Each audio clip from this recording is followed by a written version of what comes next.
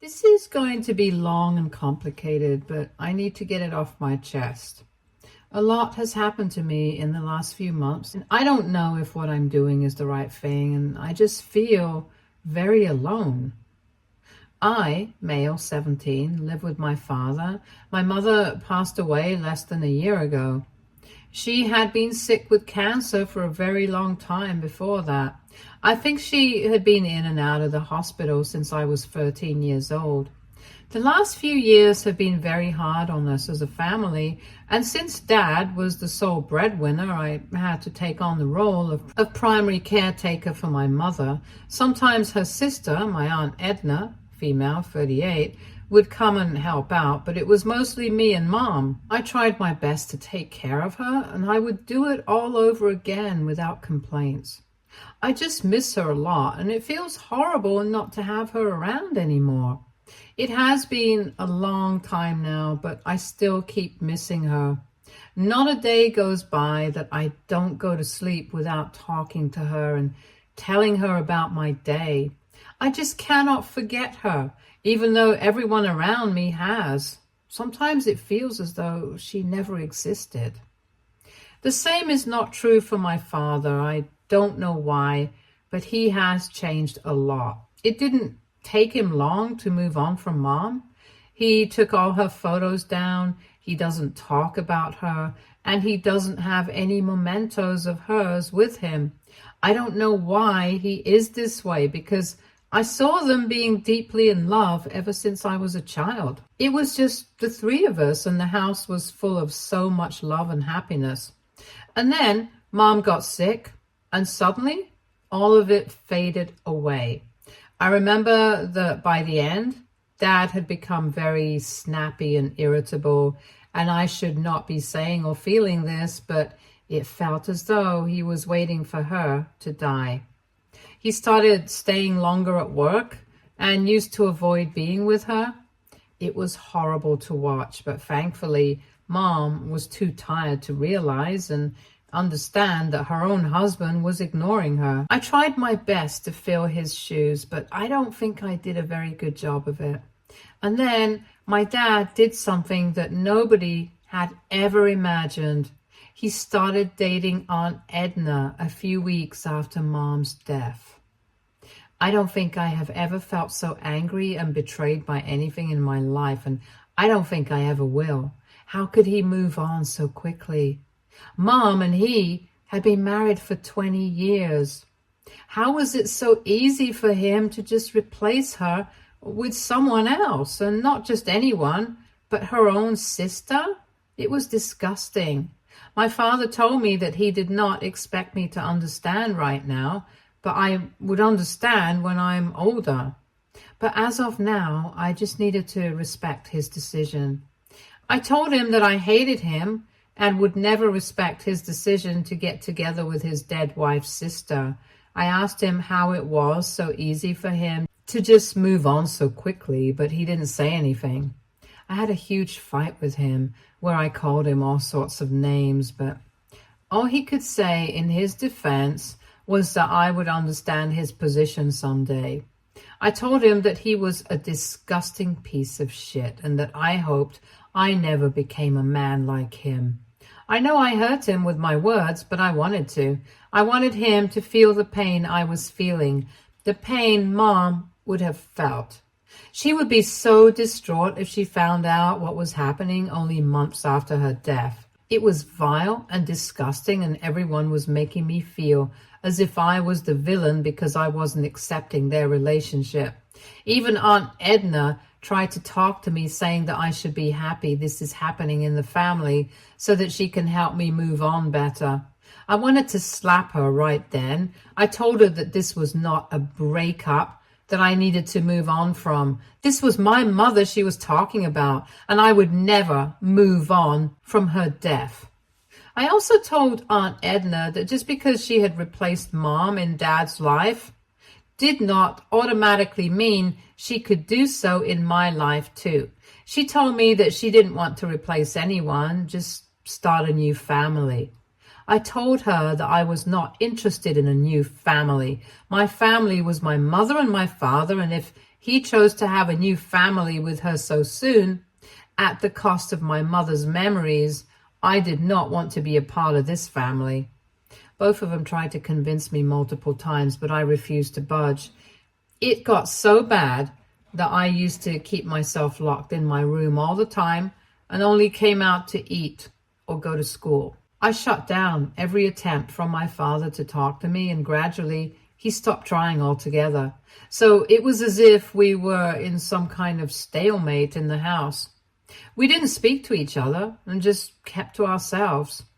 It was toxic and suffocating, and I know Dad was hoping that I would relent so he could strong-arm me into accepting their relationship, but I stayed firm. I could not allow this, and I know he didn't need my permission to do anything, but I knew that I could never accept something like this, especially so soon. I had thought that this was the lowest he could go, but he surprised me completely.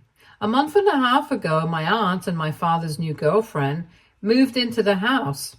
Things had not normalized between Dad and me by that time. He did not tell me what he was doing, and I got no heads up. I just woke up one morning to a lot of commotion, and I saw Aunt Edna with suitcases and boxes. I asked her what was happening, but she didn't say anything and stormed to her room. I went to Dad to ask him what was happening in the house, and his only reaction was, "Oh, so now you talk to me?" I wanted to punch him right there, but I knew I couldn't. It was repulsive. I knew what was happening, but I just did not want to accept it. This wicked woman was not happy just winning over Mom's husband. Now she had to take over her house and her memories too. Every single second in the house after that felt like someone was strangling me. I couldn't bear to be around them. I had quietly shifted most of Mom's boxes to my room, and that was my only solace. I knew that if Aunt Edna got the chance, she would throw away or discard Mom's things the minute she got her hands on them. She tried to do it too. She asked Dad multiple times where Mom's things were kept, and Dad kept saying that I had them in my room. She has tried to enter my room multiple times on some pretext or another, but I just don't let her in. I can't stand having her in the same space as my mom. Even when I go to school, I lock my room so that she can't come in and mess with my things. I just want to be able to leave this place. Things changed 2 weeks ago. Aunt Edna's daughter, Rachel, female 19, came home. Now, Rachel and I have had a fairly good relationship. We are close in age, so we spent a lot of time together growing up. It was as though I had a real sister. But then Mom got sick, and I spent most of my time caring for her, so Rachel and I kind of drifted apart. We did keep in touch, but we weren't as close as we used to be. Aunt Edna moved Rachel into the house 2 weeks ago. I was kind of happy to see her because I felt I would now have someone to talk to. But Dad said that since there wasn't enough room in the house for 4 people, I needed to crash at a friend's place for a couple of days until they figured something out. I looked at him in disbelief. I asked him that if the house did not have space for 4 people, which it never really did, why did he allow Rachel to come here? He said Rachel was in trouble, and as family, it was our duty to help her. I said I was his family too, just like Mom was, but he had no issues in dropping us the minute Aunt Edna waltzed into his life. He didn't say anything to that, but told me I had to compromise and stop being difficult, or he would be forced to take action. To be honest, nothing this man does really surprises me anymore. He has sunk to such a horrid level that now I expect him to be a disgusting piece of crap anyway. I wasn't worried about myself. I could have actually crashed at a couple of friends' places. I was worried about Mom's stuff. I knew that with me gone, Aunt Edna would try and do something to that, and I wouldn't be able to stop it. And my dad doesn't care enough about either me or his dead wife to stop Aunt Edna. I was worried sick about Mom's stuff, and I just didn't leave. I went to my room and locked myself inside. Edna kept on banging on the door a couple of hours later, asking me to come out so that we could talk. But I just didn't listen to her. I didn't leave my room that day. I was mortified about what could happen, and my paranoia was reaching new heights. The next day, I woke up quite early, locked my room, and went downstairs to grab something to eat. To my utter shock, Dad was sleeping on the couch, waiting for me, it seems. The moment he heard me, he got up and told me that he wanted to talk to me. I said I was not interested in talking to him. I tried to grab something from the fridge and sprint back upstairs, but he blocked my way. I tried to move past him, but I was unsuccessful.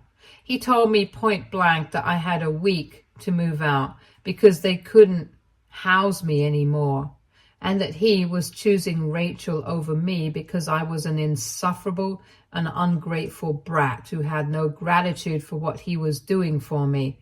So he would just stop doing it.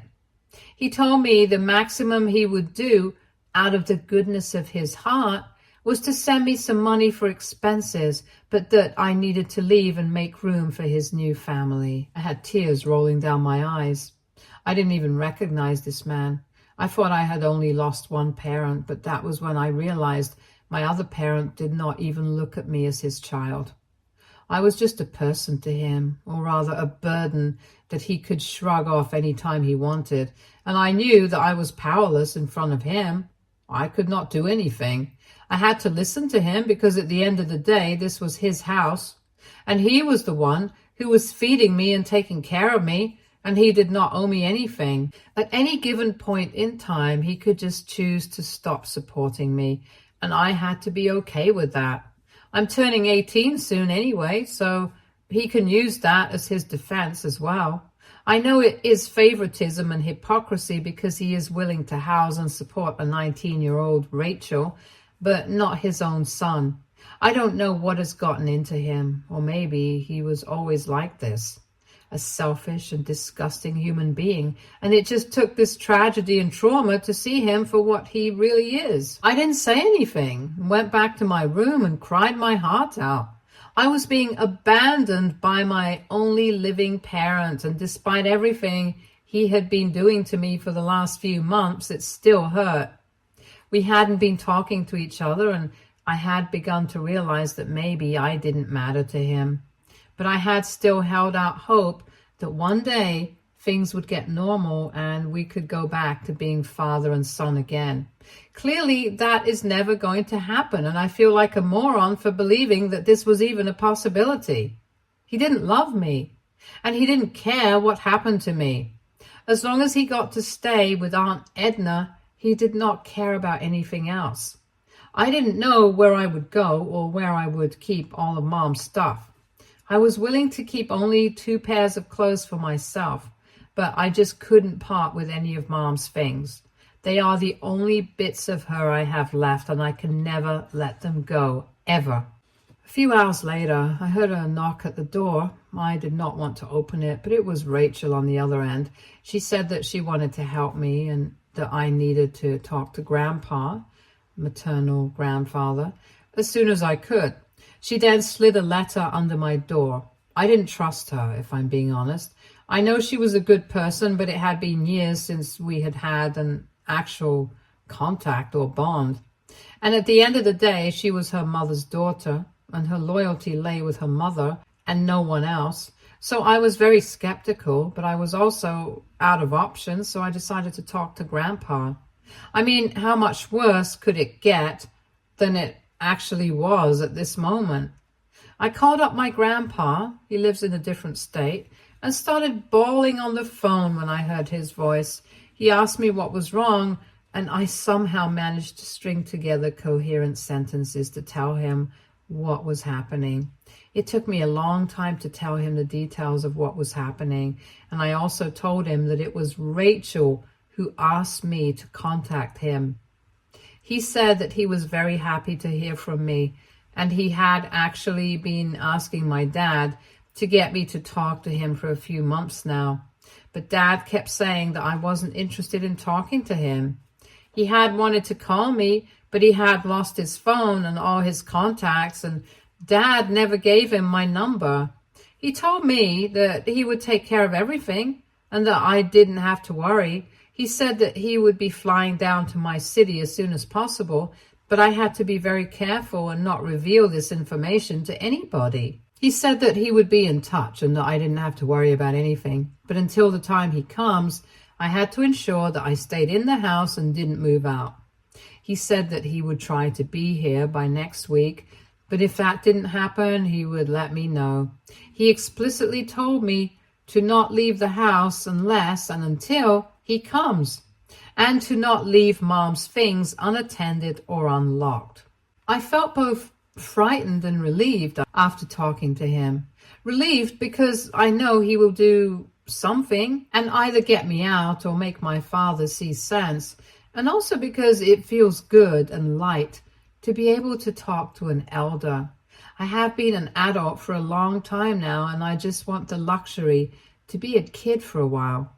And I was frightened because I really did not know what would happen now. It seems so serious, and Grandpa has always been the jolly kind. I know he lost his daughter, but I have my doubts that he is going to stand up for me in front of his other daughter. Things just seem like a mess right now, and the only thing I can do at this point is wait it out. I can only wait for him to come and save me from this mess that my life has become. Update 1. Things have taken a drastic turn now. It now makes absolute sense. I had no idea why Dad was behaving this way earlier, but now that Grandpa is here and he is sorting things out, I get what's happening. Grandpa came a week ago and asked me to meet him. He sent me the address of the hotel he was staying at. He told me to get all of Mom's things and that he would send a car. I moved my stuff and Mom's stuff out and told Dad and Aunt Edna that I was leaving. Rachel was at work at that time. I went over to Grandpa's room in the hotel with all the stuff, and he started rummaging through it looking for something. He finally found what he was looking for. It was a document, but not just any document. They were the papers of the house we currently live in. Then he told me what was really happening. When Rachel and I were born, Grandpa had gifted houses to both of us. Extravagant, I know, but he's loaded, as I have found out. He said that he wanted to do something for us, and instead of setting up college funds, he outright bought us houses. Now, the house that is legally supposed to be mine is the one that we lived in all my life. The issue, however, was that since we were minors, both Rachel and me, the house was under the legal guardianship, for lack of a better word, of our respective mothers until we turned 18. I had never known anything about this, and I don't blame Mom at all because she was very sick, and it might have slipped her mind. Why Dad didn't say anything to me is a different question altogether. Anyway, the houses were supposed to come to us when we turned 18. Rachel's house was formally transferred into her name a year ago, a couple of months after she turned 18. It's the same house that Aunt Edna and Rachel had been living in. Now, the issue with my house was that since Mom had passed away before I turned 18, the house would temporarily go to my other guardian, that is my father, until I turned 18. That was what was originally intended. And Grandpa suspects that Aunt Edna and Dad are scheming together to get the house transferred into their names legally, or just steal the papers before I turn 18 so that I cannot do anything about it. This is also why Dad never told me about the house, according to Grandpa, and now it all makes sense. Why they kept trying to look through Mom's stuff, why Dad has been aloof, and why Aunt Edna has suddenly come. I asked Grandpa what happened to Rachel's house, and he said that the minute Rachel got to know what her mother was up to, she kicked her out of the house. It caused a huge rift between mother and daughter, but they haven't been seeing eye to eye for a couple of years now. That seems strange to me, because if that was so, why had she come to live with us? Grandpa said that Rachel was worried about me and even more concerned because Aunt Edna had moved in with Dad. She had been in constant touch with Grandpa, and both of them had decided that I needed to be moved out and I needed to know the truth about everything. That was why she had come home, but nobody suspected her, and Aunt Edna thought that she was trying to make amends. I asked Grandpa what we could do now, since I still had a couple of months before I turned 18. Then Grandpa told me that Mom had actually begun to suspect that Dad had designs on the house when she was sick. She also had a hunch that Dad was having an affair, but she did not know who it was. I think it was Aunt Edna all along. That was when she called Grandpa and asked him to sit with her and get the guardianship details of the house changed. As it stands now, my dad is not the legal caretaker of the house until I turn 18. Mom had, without his knowledge, changed the clause in the document and made Grandpa the caretaker. That was the document he was looking for, and that was the document my father had no idea existed. So all his attempts at taking over the house were moot because he has no guardianship over it anyway. I know this is not the legal terminology for it, but this is how Grandpa explained it to me, and this is what I understand. So essentially, Dad has no right to be in the house anymore. And my grandpa is going to do just that.